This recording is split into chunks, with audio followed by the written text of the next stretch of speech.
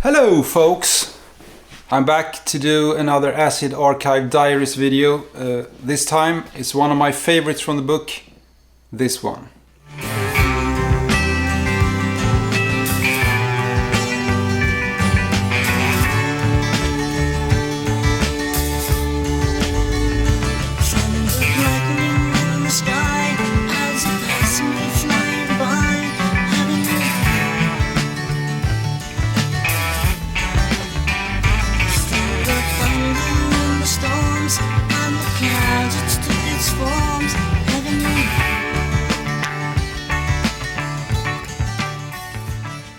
Hi again, my name is Jonas and I'm back to do another Acid Archive Diaries video for you.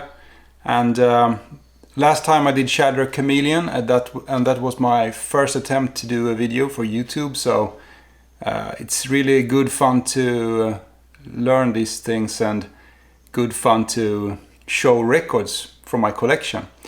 And this time I have a really special album that I totally 100% dig. It's probably one of my favorites from the whole Acid Archives book, and it's this one. Heaven Was Blue by Saucedo, a guy from Chicago. And I'm gonna go into the story about him in a minute, but firstly, this is a original 1978 press of this album with this like wonderful haunted house on the front cover. The album title, Heaven Was Blue, is like printed in this almost kind of black metal letter set, and his name is down there, so apparently living in this house. And on the back side we have this really haunted graveyard filled with tombstones with different names of all the players and all the people who have contributed to this LP on the back. And it was privately released by Saucedo himself on his own label, Reality Records. Looks like this. So this is the original one, and it was pressed in, I think, 500 copies or maybe 1,000 copies or something like that. So it's really a collectible LP these days, and it has been for a long time.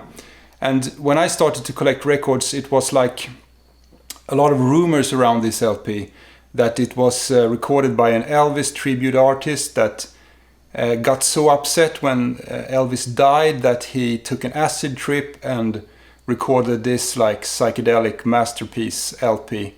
And after that he went back to do his regular Elvis shows, and he's still an active Elvis tribute artist these days, I think. But let me tell you the story about Saucedo. Yeah, Saucedo, this guy, he was in 1978 he was only 23 years old, and he was at that time a successful Elvis impersonator or tribute artist. And he was performing a show on Broadway in New York, where he was like acting out like Elvis through his career. And it was quite a big success for him, and he was just 23 years old.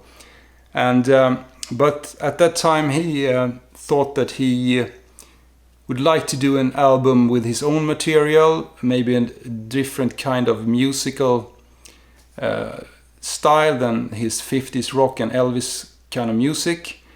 So he recorded this album called Heaven Was Blue. And this LP doesn't sound like Elvis at all. It sounds more like the late era Beatles combined with some Pink Floyd, combined with the best type of psychedelic pop music you have ever heard. And he recorded this LP by himself, like laying down instruments after instruments, multi-tracking, and just like building up these amazing songs that I will talk about in a minute.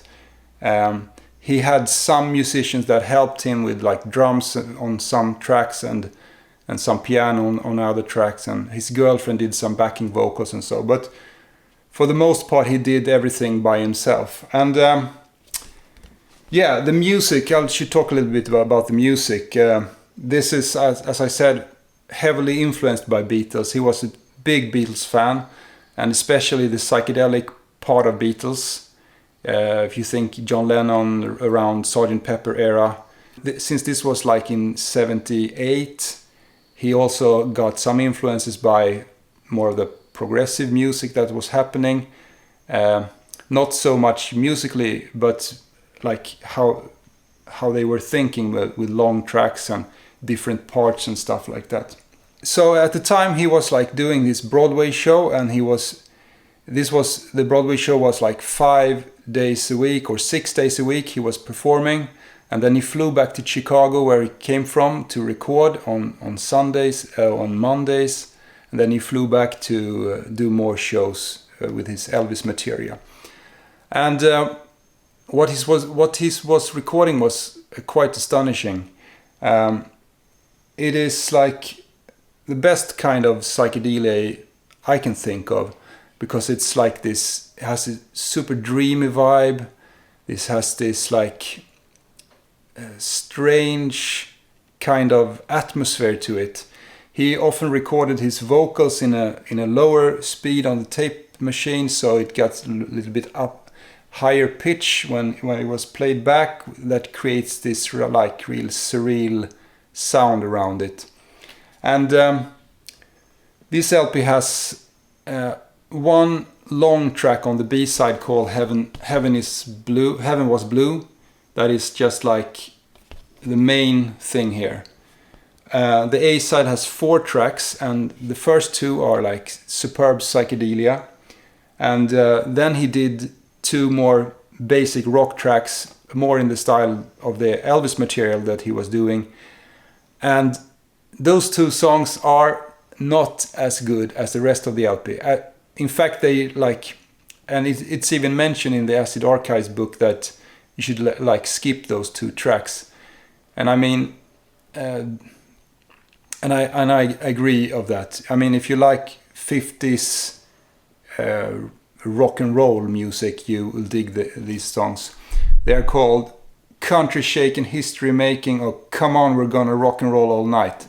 So you get the idea what they are about. Actually, the Come On, We're Gonna Rock All Night song, it has some kind of psychedelic elements to it with this really fuzzy guitar and his pitched up vocals. But mainly, if you forget about these 2 tracks, this LP is fantastic. And it starts off with a track called Reality. And Reality, it has this like really dreamy vibe. It's his 12-string guitar that is like showing the way, but he adds some fine guitar playing,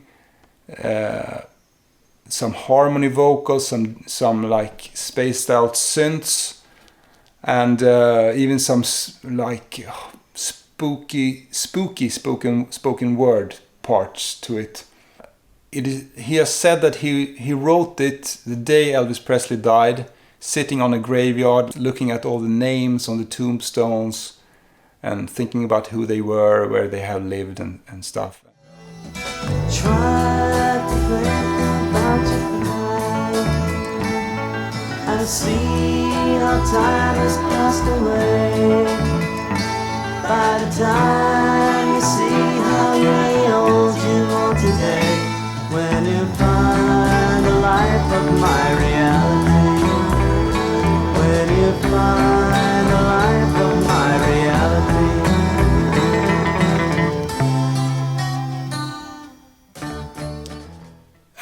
He also released Reality as a single, I have heard, only pressed in 100 copies. So really hard one to get. And I think it's a different mix on the single than on the LP. And I haven't heard it, so can't say anything about it. Then we have a song called... The Reality song is like merged into the next song that is called In My Mind. That has this really slow beat, really trippy, dreamy vibe also, with a fussed out guitar that lays down some pop melodies over it, and it also has some synths, and his fantastic vocals to it. As I'm lying here, where the crowd is in my mind,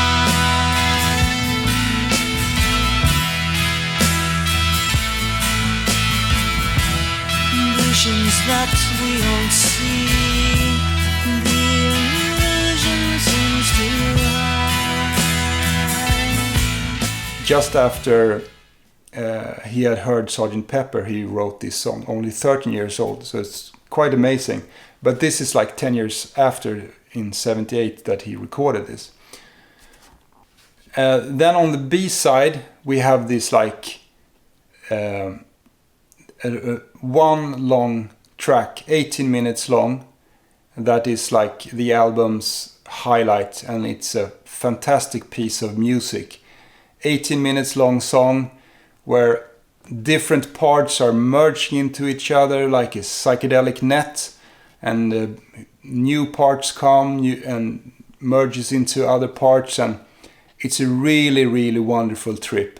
And on that track he played all the instruments himself, and he was like laying down instruments after instruments, and that's quite an achievement to do on a tape recording machine in a studio, and doing it by himself. And he added the drums lastly, so I guess I mean, it's not that he's a really good musician, but sometimes the drums are a bit not so tight, and sometimes the guitars are a bit out of tune, and so, but still I think that just adds to this DIY charm that this album has.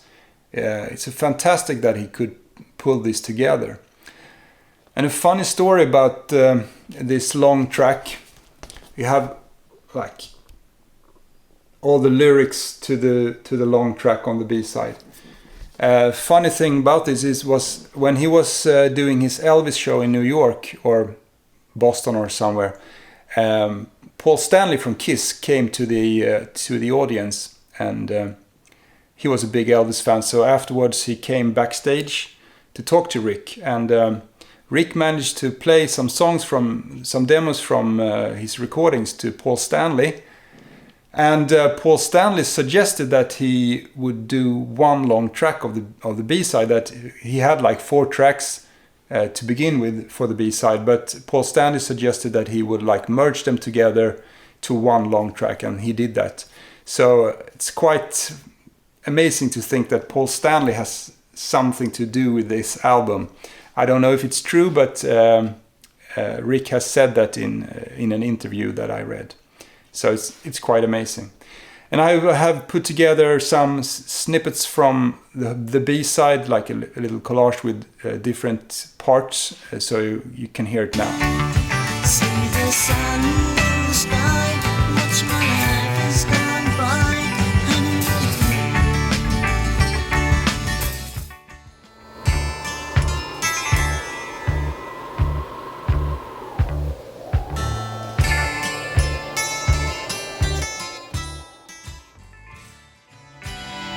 The end is coming near, so I can hold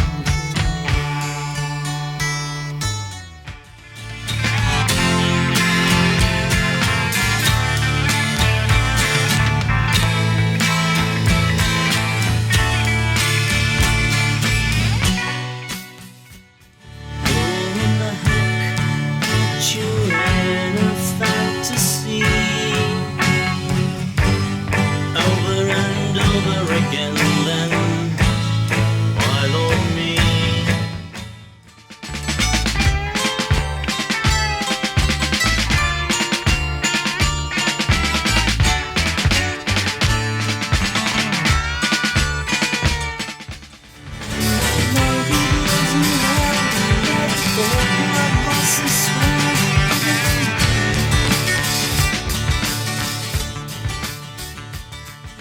And the long track on the B-side is, I should say, heavily influenced by the long B-side on Abbey Road, from Abbey Road by Beatles. Some parts are very similar, some parts are definitely influenced by the long one on the B-side of Abbey Road. But that's just like good influence, if you ask me. He has also said that lyric-wise, it was very much influenced by Edgar Allan Poe. He was reading his short stories and just picking parts from the different Edgar Allan Poes to put them together with no real meaning behind them, but it still creates some kind of Edgar Allan Poe-ish feeling to it that is just suits this really well. So this is like filled with Beatlesque pop, very psychedelic. So I suggest that you find it. It has been uploaded here on YouTube. Some guy did a vinyl rip of the whole LP directly from the original vinyl. And I should say that, at least he said, I haven't heard any of the reissues, but he said that the original press was way better than all the reissues. It even had different mixes on the reissues. So definitely worth to listen to this original press. When this was released, no one really cared about it, and Rick continued with his Elvis career. And in the 90s, I guess, he heard that this has been a collector's LP and it was a lot of interest around it. So he released it himself on his reality label on a CD. And apparently he wasn't satisfied with this product from 1978. So he added more instruments or remixed it or something like that. Now, I haven't really heard that story, but sounds kind of crazy. But he had more material from these recording sessions that he added on this CD that I haven't heard, but I've heard that they are fantastic and in the same vein as these psychedelic pop songs. Let's check out what the book says. I'm gonna read some of it. It's written by Patrick Lundborg. Rarity scale is 4. A rare title that remains unheard by many, Heaven Was Blue, is 2 misplaced roots rockers away from being one of the greatest psychedelic LPs ever made. The album opens brilliantly with Reality and In My Mind, 2 dreamy yet sharp tracks with rich guitar tapestries and nice hooks. Comparisons could be made to 2 other Lost in Time psych masters, Bob Trimble and Michelangelo. In My Mind has fuzz, more cutting vocal style, along with the great use of organ and booming bass. It reminds me of Rain Parade's classic 1983 debut. Ignoring the 2 roots rockers, which are brief and fairly listenable, we flip Heaven Was Over and parachute the marvelously painted landscape of Saucedo's long title track. Clocking at almost 19 minutes, it's something unique in the private press world. A successful transpiration of the lethargic John Lennon of 66-67 into the domains of extended suites usually associated with bombastic 70s rock. It's not perfect performance, with guitars occasionally strolling off key and drummer wingling as it goes along, but it also enhances the wave-like LSD feel. Experience like this justify the whole private press scene. And then he continues to talk a little bit about his career and the reissue on the CD.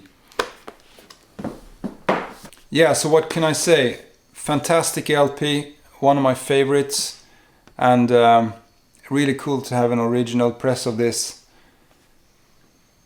Thanks for watching. Please like and subscribe, and please comment. Please tell me if you like this album or not, and what do you think about it. And